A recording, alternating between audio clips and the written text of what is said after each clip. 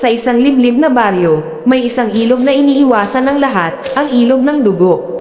Tahimik ito sa umaga, pero pagsapit ng gabi, nagiging kakaiba ang hangin. Walang ibong umaawit, walang kuliglig na maririnig. Tanging lagaslas ng tubig at malamig na simoy ang nangingibabaw. Ayon sa matatanda, may sumpa ang ilog na iyon. Maraming taon na ang nakalipas, may isang babaeng nagngangalang Elena. Siya ay kilala sa baryo bilang mabait, tahimik, at mapagmahal na asawa.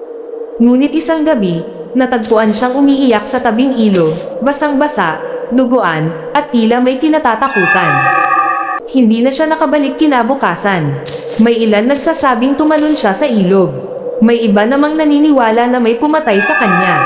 Pero walang katawan ang natagpuan. Hanggang sa nagsimula ang mga kababalaghan. Tuwing hating gabi, may mga mangingisdang nakakakita ng isang babae sa gitna ng ilog.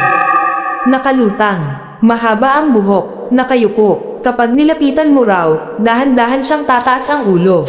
At doon mo makikita ang kanyang mukha, wasak, duguan, at may matang nagliliyab sa galit. Isang gabi, may tatlong magkakaibigang naglakas loob na pumunta sa ilog, sina Marco, Joel, at Renz. Kwento-kwento lang yan, sabi ni Marco habang hawak ang flashlight. Kung may multo, lalabas na yan ngayon, biro ni Joel. Tahimik lang si Renz, ramdam niya ang kakaibang lamig ng hangin. Pagdating nila sa ilog, napansin nilang masyadong tahimik ang paligid. Biglang, may tumalsik na tubig, parang may lumangoy. May tao ba? Sigaw ni Marco. Walang sumagot, pero unti-unting may umaangat mula sa tubig. Isang ulo, mahabang buhok, basang-basang katawan, at dahan-dahan itong tumingin sa kanila. Nanlaki ang mata ni Joel. Tao ba yan? Ngunit hindi ito tao. Ang balat nito ay mapatla at nabubulok. Ang bibig ay punit-punit, puno ng matutulis na ngipin. At ang mga mata, nagliliyab sa dilaw na apoy. Ngumiti ito, isang ngiting hindi pang tao. Biglang sumigaw si Renz, takbo. Pero huli na ang lahat. Sa isang iglap, lamusong ang babae sa pampang, napakabilis, parang hayop. Hinablot niya si Joel at hinayla pabalik sa ilog. Joel, sigaw ni Marco. Narinig nila ang pagdili hanggang sa tuluyang lumubog. Hindi na siya muling nakita. Simula noon, dumami ang nawawala sa baryo.